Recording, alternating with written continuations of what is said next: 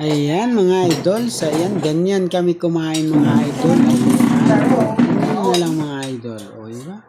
So ayan, yan ang buong pamilya namin mga idol sa isang lamisa. Ayan na, o kain na tayo mga idol. Kumain na lang kayo dyan o manood na lang kayo sa kain namin dyan.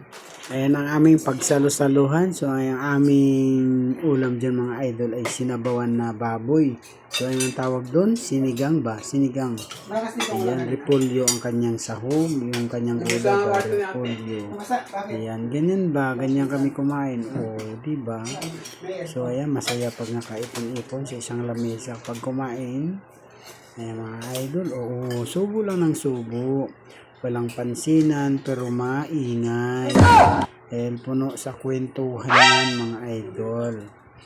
So ayan o. Dakot lang. Higop sa isang mangkok ang sabaw. Ayan, masarap ng sabaw dyan mga idol. So mainit pa talaga yan. Bagong ahon yan. Ayan o. Masarap. Yummy. So, yun, ako naman dyan, mga idol, ay pag ganyan ang ulam ay tudukain talaga ako ng lalo sa sabaw mga idol. So, masarap. Yun, may naiwan pa silang sardinas. So, yan mga idol, nagyan ko yung sabaw para masimot ko sa plato dahil gusto ko yung sardinas. Inalo ko na sa kanin ko yan. Oo, di ba? Masarap. Masarap yan. Sardinas. Yung isdang sinasabi nilang ngata. Ayan ang isdang ngata. Pumapasok sa lata. So, yun ang natira nila. So, yan. Inubos ko. Sinimot ko na lang doon sa isang plato dahil sayang. Yan. Umikot nga ako sa mangkok mga ka-idol kasi pagka sa sandok ay nabibitin ako. Todo talaga yung haklab ko dyan. Lalo kung yung repolyo ay yung ano lang siya, half cook. Kaya pakasarap talaga yun. Matamis sa lalamunan ko yan. Kaya mga kasama ko, ayan o, todo higop. Todo lunok. Ayan, masarap daw ang timplada ng luto ng kanilang mga kusinera. Ayan, ang kanilang pinag-iipon pagdating ng kainan. Yun o, sarap ng subo. Namiton ba? Namitid. Yan ang mga buhay ng mahirap. So, di bali mahirap, basta sabay-sabay kain, masarap. O, di ba? Todo haklab. Ayun, higop naman tayo ng sabaw dyan. Dahil nga, masarap talaga. So, ako ang nakaubos yan, mga lodi. Ako nakakaubos dyan ng sabaw. Bandang huli ay nabusog na sila at nagsitayuan na rin dyan sila. Pag busog na sila, pakanya-kanya na subo. Yan, diba? Sarap. Kayo mga idol, ganyan din ba kayo kumain?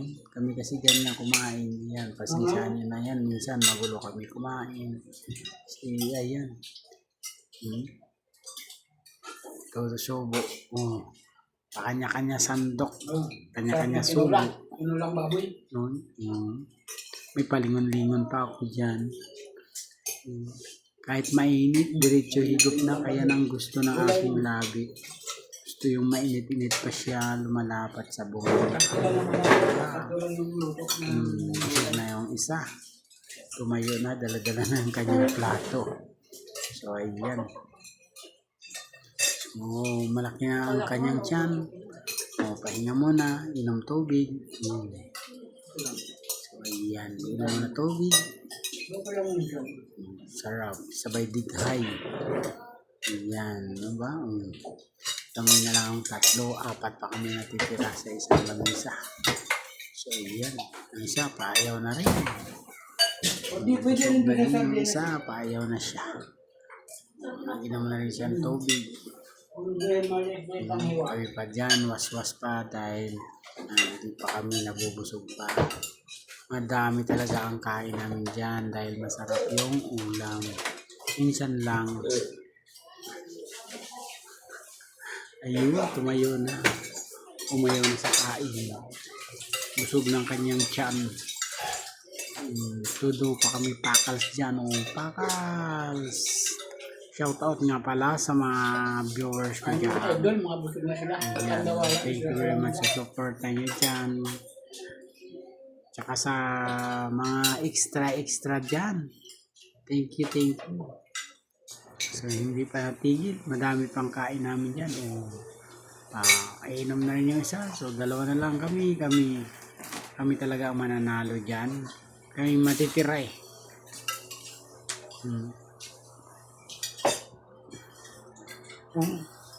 Susubo pa. Sige, pakals lang.